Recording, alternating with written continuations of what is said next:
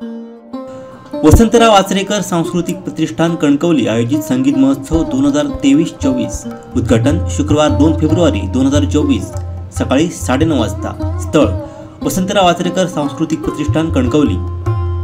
2 फेब्रुवारीला वामनदाजी शास्त्रीय गायन स्पर्धा 2023-24 अंतिम फेरी 2 फेब्रुवारी। स्थळ संस्थेचे नाट्य मंदिर।